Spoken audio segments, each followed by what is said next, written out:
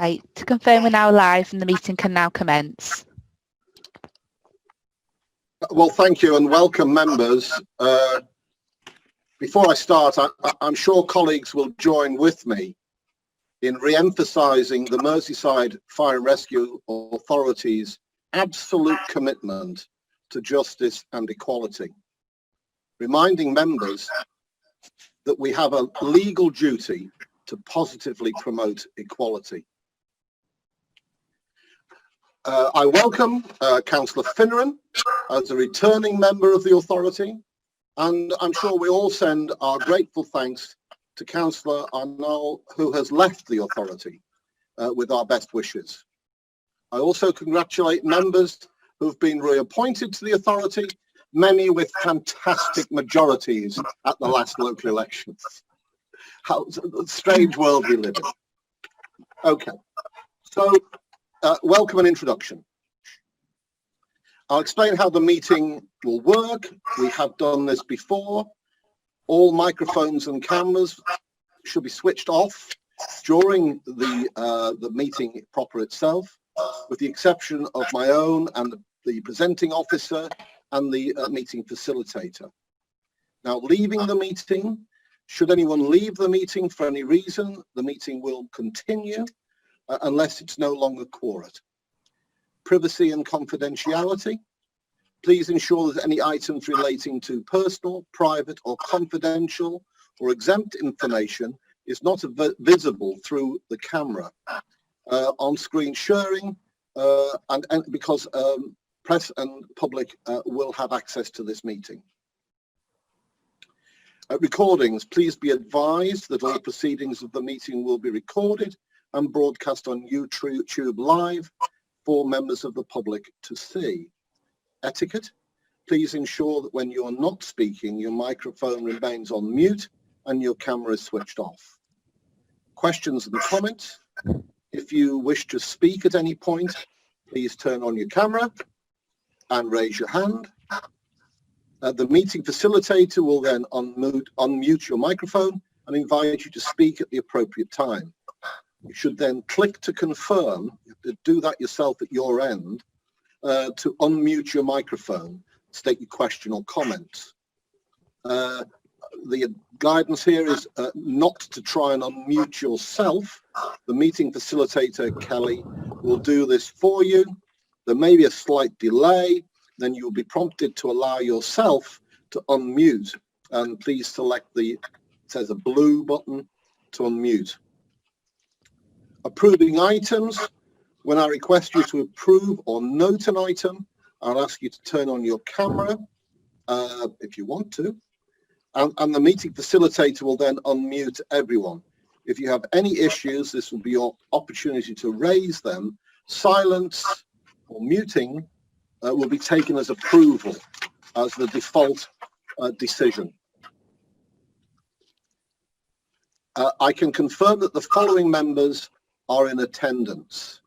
There will be one or two not here. Councillor Barrington, Councillor Berry, Councillor Coleman, if she's been able to join, Councillor Finneran, Councillor Grace, Councillor Kenny, Councillor Doreen Knight, if she's been able to join, Councillor Makinson, Councillor Maloney, Councillor O'Keefe, Councillor Preston, Councillor Rennie, Councillor Roberts, Councillor Spurrell, Councillor Stapleton, Councillor Thompson, Councillor Tweed, and Mr. Boyle. So we can confirm that the meeting is quorate, and now we can proceed with the agenda proper. So we'll start with apologies for absence. Kelly or Ria, if there's any apologies that have to be recorded. We don't have any on my script. No, there are no apologies and I can confirm all members are present. Thank you. Declarations of interest. Do we have anyone who wants to declare an interest or add in a supplementary interest at this stage? No. Matters of urgency. There are no matters of urgency on the agenda. And exempt items. There are no items requiring exclusion of the press or public, so we can proceed in the normal manner. So the first proper item on the agenda is the minutes of the previous meeting. They have been circulated with the document pack, and I'm going to assume, unless anyone indicates to the contrary, that those are correct. And if anyone has any amendments that they'd like to draw to attention, if not, can I assume that those are agreed? Agreed. Agreed. Thank you. The minutes can be taken and entered into the record as approved. Now, on this occasion, at this junction, if members could leave their cameras on as best they can, and it will be a vote for or against. I'd ask people just to raise their hands and or indicate if there's any alternative. So the next item is item 3, election of chair. Could I ask somebody to make a proposition?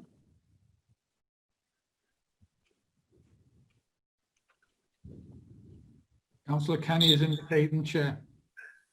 Councillor Kenny. Yes, thank you, Chair.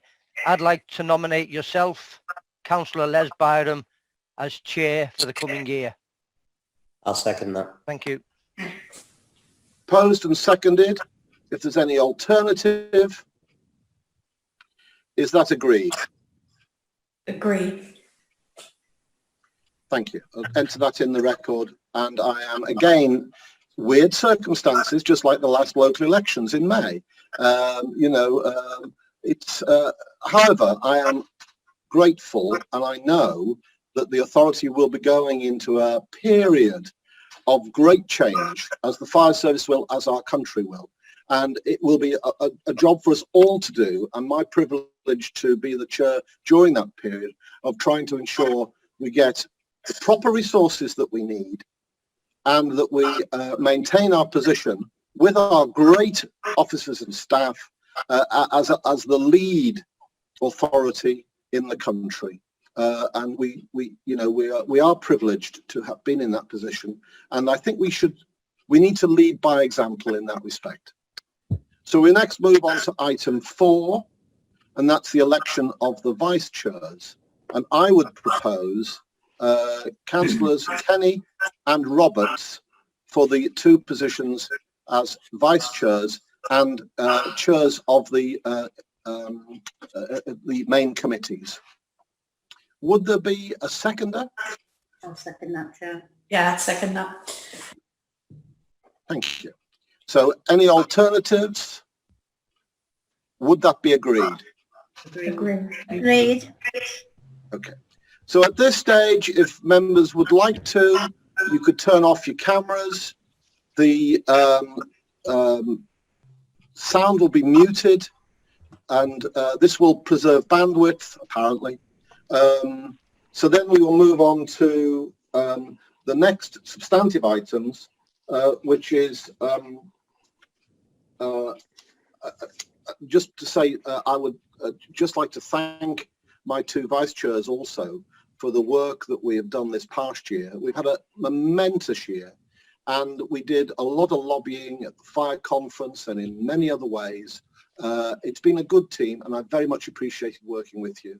I look forward to working with you and the entire membership of the Fire Authority. We are very lucky. We've got a great team of ambassadors for this service across Merseyside, and there will be no more important year that we need to be ambassadors across Merseyside. We move on to record at item 5, the membership of the authority. That's pages 25 to 28. Ria, is anything you want to draw attention to here? It's just that the main element, Chair, would be members that are acutely aware of the impact of the current global pandemic and changes in the legislation. So the regulations that were brought in to permit us to be remote as we are today also allow for AGMs to be postponed and cancelled, and due to the impact of that, other than one change from Knowsley Council holding their AGM, all other district councils have postponed or cancelled them. Therefore, we've only had one change to the membership as detailed within the report on page 26. Thank you for that. It may well be that some councils, as the year goes by, look at the constitutional issues. We're in a year of flux and change. But we, as I've already said, we welcome Councillor Finneran back to the authority. You've been a previous member before, and we're very grateful to see you back. We are always sad to lose members, but we know that those members who go off the authority generally go away with a very good experience on the authority, and again become ambassadors for what we do back in their own authorities. So that item is for noting and agreement. I'm assuming that that will be agreed. It's mostly a noting item. We're going to proceed on the next structure, item 6, broadly on the basis of status quo. Obviously an unusual year. So item 6 is the structure of the authority, pages 29 to 38. Again, Ria, anything to add here? Just for members to note that the current existing structure is contained within paragraph 6 of the report, with the proposal being contained within 7. I would like to just draw to members' attention that on paragraph 6.1.3 makes reference to the establishment of the Joint Fire and Police Collaboration Committee. It is still being proposed to continue with that, because I noted on Appendix A that would need to be included. So if that is approved, that amendment would also be made. We've also, sorry. No, the proposal is that that would be included, yes. I was just going to say, for ease for members, we have this time filled out Appendix B, which just reflects the current status, but if there's any changes members so wish, we will obviously reflect that accordingly. So operating on the basis of status quo, we will, with the minimum changes that we've obviously had to record and make, and we can have any, midterm adjustments as we go along. But for the time being, and in the current circumstances, we just stick with what we've got and what we know. So, so on 6, if there's nothing else, Ria, Kelly, Chief, we will. I will ask for the agreement of the authority to item 6, the structure of the authority for the new municipal authority year. I'll take that as agreed. We move on to item 7, Merseyside Fire and Rescue Authority Constitution 2021, pages 39 to 42. Just to note also that the copy of the written, it's on the website. The written a hard copy it's too many to pass around everybody in this day and age. It's on the website, but it would otherwise be available in the members' room. So, Ria, anything to add to the Constitution? There's just been some minor changes to part 1 and 2, mainly typographical. The only other things to bring to members' attention is that the Constitution was brought in line with changes to legislation. So in regards to regulations previously adopted by the authority, we've updated the terms of the Audit Committee as agreed in January 2020. And again, as referenced before, to the remote regulations being brought in as previously agreed, that those temporary standing orders have also been included. Thank you. So again, straightforward, usual sort of realignment, changes to take into account national legislative changes, largely drawn from our own principal authorities as well. So the proposition is that the item 7, the Constitution, be adopted and accepted for the new municipal fire authority year, and I'm going to take that as agreed unless anyone indicates to the contrary. Thank you. So we go move on to item 8. That's the authority meeting dates 21-22, pages 43 to 50. Ria, is there any update, any change, any alterations, anything you need to mention at this point?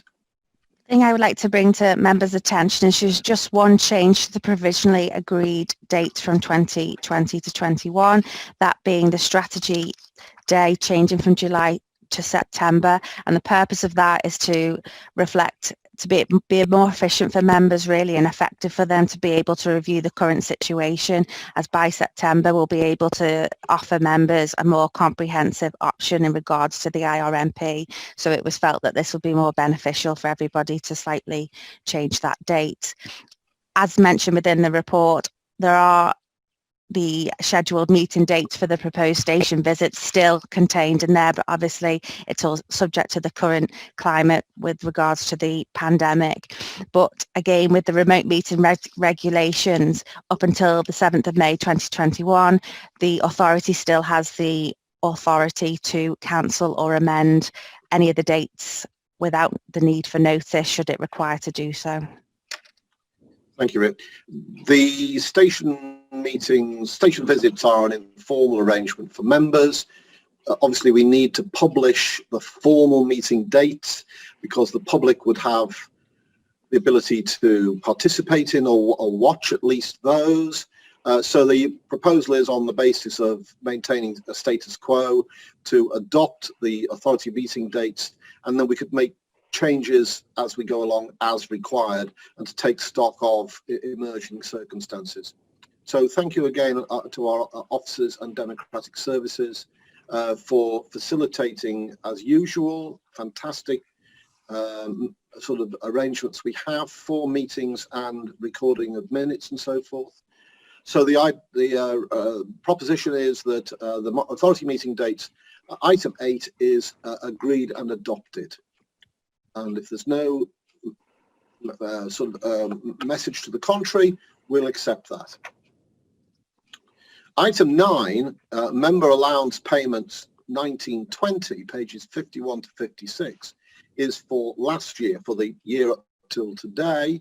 Again, it's a formal legal requirement that we publish this. It'll be published on the website. Ria, anything to add to that?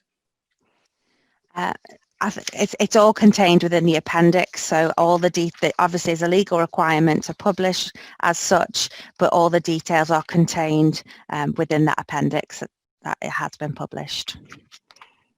Fine. So again, the proposition is that the legal and formal requirement to publish this information is made. This is the format. There is the list on the screen, and that will be published by way of our internet in the usual fashion. So unless there's any queries or questions about that, I'll take that proposition as agreed. Thank you. So next is to 10, more of the same. Scheme of members' allowances 2020 to 21, that's for the coming year. There's a report here. Monitoring officer. So Ria, any other comments to add to that? It's a status quo recommendation, no change. Yeah, that is the case, and it's all detailed within the report in regards to the allowances, as well as Mr. Boyle being the co-opted member and independent person. Exactly the same as last year and the year before and the year before and the year before. We've made no changes for about 7 or 8 years now, so broadly speaking. So again, the proposition is that item 10, scheme of members' allowance, be agreed unless there's any other comment to the contrary. Thank you, colleagues. 11, slightly unusual for some authorities, it's the question on the discharge of functions, and it appoints a spokesperson for each of the constituent councils in the city. And the paper is there in pages 77 and 78. Very straightforward. Anything to add to that, Ria? No, it's all detailed within the report, and obviously the legal requirement to have the nominations. Correct. And so again, the proposition is that item 11 is agreed unless there's anything to the contrary. Thank you. I'll take that as agreed. So then 12, appointment of members to outside bodies, pages 79 to 82. Broadly speaking, this is the status quo again, rolling it forward. I think, is there something to add to this, Ria? Yeah, so these are the same appointments as have been in previous years. unless members choose to change who they previously appointed. However, I just wanted to make members aware that the Local European Issues Forum, which was previously known as the Merseyside Brussels office, have now confirmed to us that they've been inactive with the previous year, and it's now been discontinued. So that's why that inclusion has not been rolled forward. No surprise.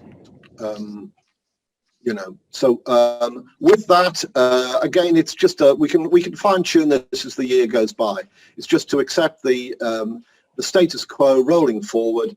Are there any amendments or alterations? If not, I will take it that the item 12, outside bodies, is agreed.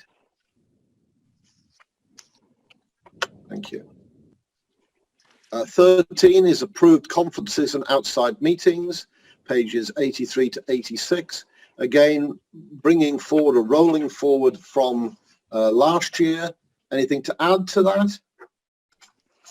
No, that's all contained within the report.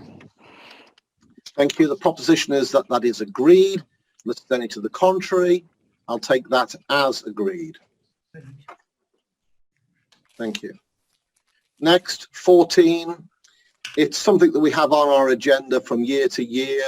It's an oddity. We've not actioned this for many years, but this year particularly, if there was a contingency that we wanted to lobby national politicians at party conferences and so forth, there's the capacity and facility there to do that.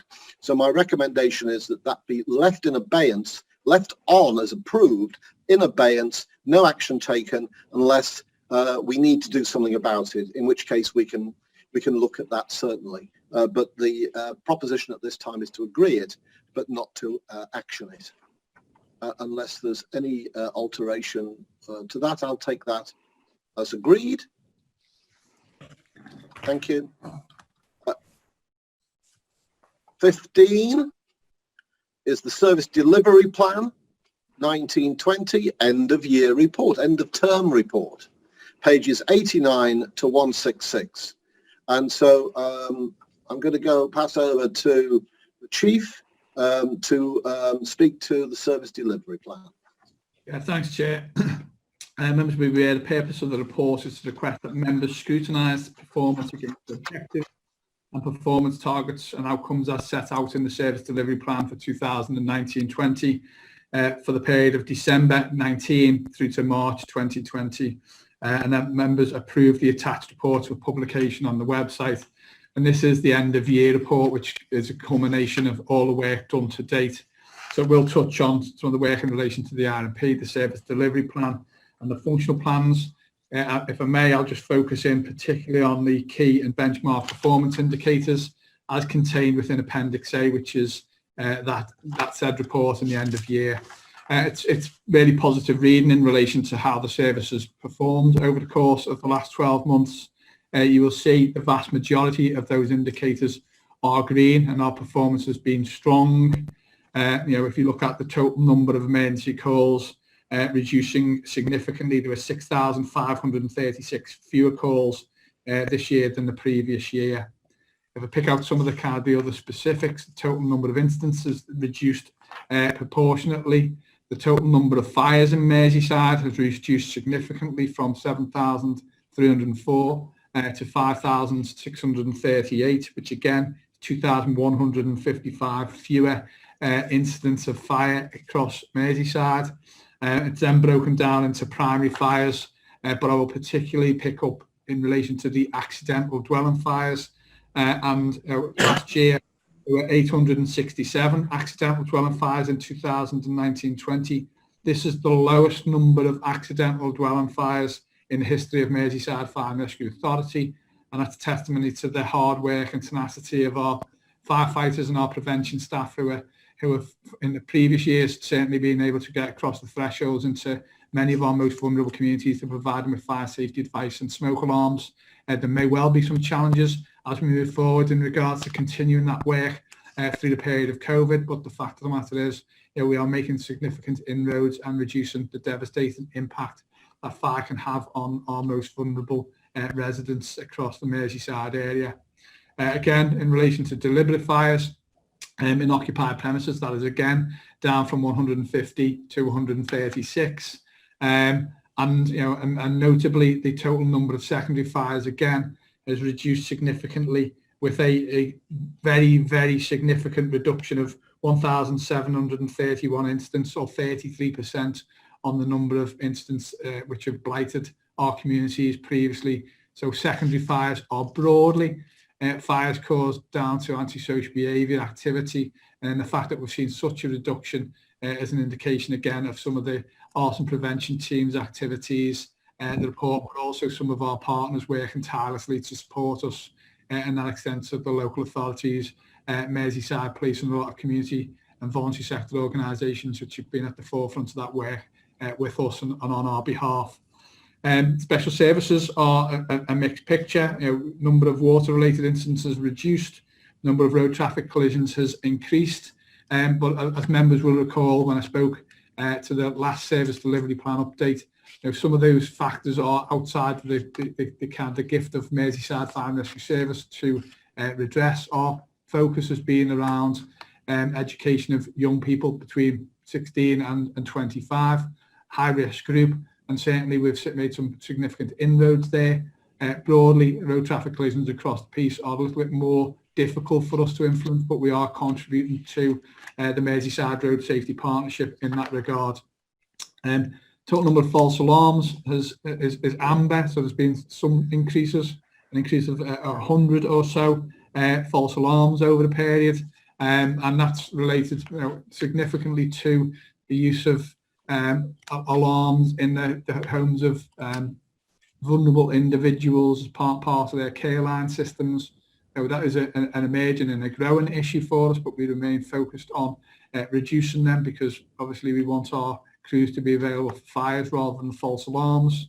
And then just in conclusion, our attendance time against our attendance standard of everywhere within 90% within 10 minutes. Our performance is 93.9%, and the crews mobilising is a huge 95.5% is achieved within 1.9 minutes from moving out of the station. And then finally, and probably linked directly to some of the impacts of COVID-19, our sickness absence is currently at 4.05%, so is slightly over our service plan target of 4%.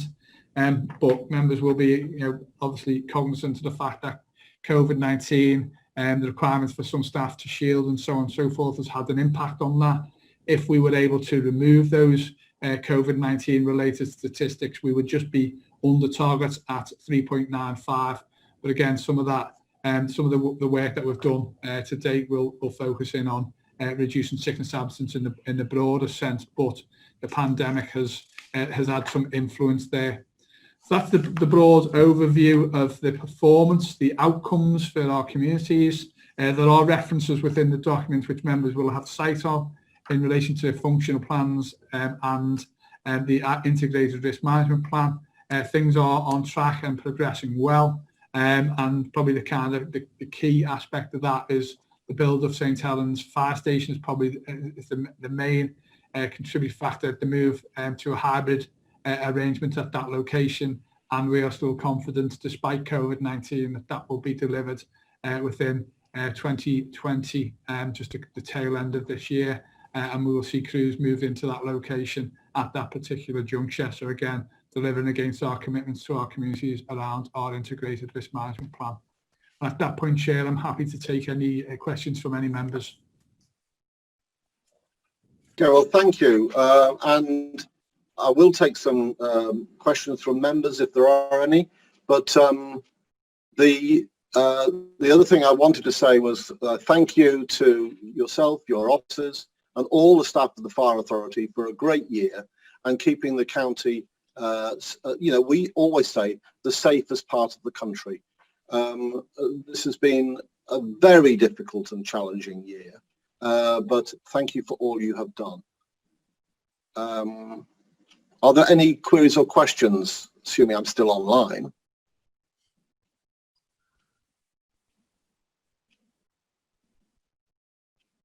Councillor Thompson has indicated, Chair.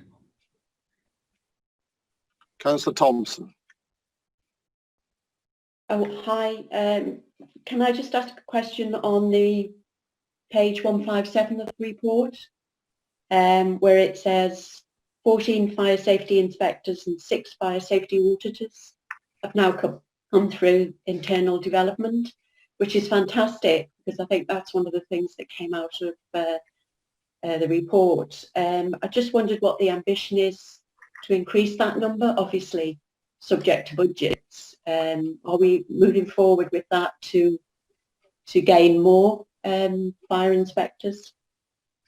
Yes, is the answer to the question, and we're under a programme of risk-based inspection, so we will tailor our resources and our personnel to have the biggest impact on the built environment. Members will also be aware, self-evidently, of the Grenfell Tower fire. As a result of that, there's been some additional government funding which has been distributed more recently, which Ian may well touch on if required.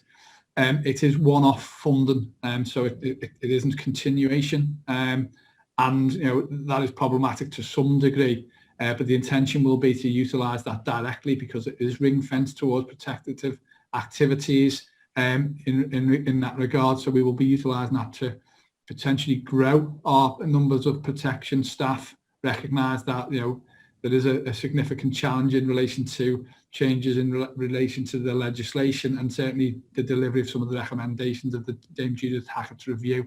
So yes, we will look to reinvest in protection, but not reinvest in a frivolous way, reinvest in a considered way, given the fact that we are at this moment in time only receiving that funding in year. But one of those issues that Councillor Barham related to before is we will continue to lobby government for that to be extended and to become a sustainable funding stream, which will allow us to respond better to the kind of challenges of the review and certainly the recommendations moving forward. Thanks, Trevor. Thank you. Are there any other comment that colleagues or questions that colleagues would have? Or send a chat if there's something you want to add in. My machine's got a bit cranky at the moment, it's frozen. Okay, so then to say again, difficult over the ether to deal with these things directly, but a great year. The culmination in a way of the realignment plan that the chief outlined at the budget meeting 2 ago, and the plans to change the way that we operate our stations and the amount of fire crews and engines that are available. This is the culmination of that. And I think the early statistics are showing that that was vindicated, that that's working. And of course, as everything else, it's a piece of work in progress. We've had the many other announcements of funding, lots of national legislation going on even before COVID. A challenging and difficult year, but still, we're up to that challenge. There's a great situation where our chief and the Merseyside Fire Authority itself is at the very core. The chief is providing gold command nationally. We're looking after the National Resilience Board. We're doing the National Coordination Centre. I had a message just yesterday from Luke Edwards congratulating and thanking the authority for all the work and the cooperation that it does. And I thanked the Home Office on behalf of the Fire Authority for that relationship that we have. I know that it is well respected, well appreciated, and that we are at the very centre of what is a very changing world. So from that point of view, if there's anything else on item 15.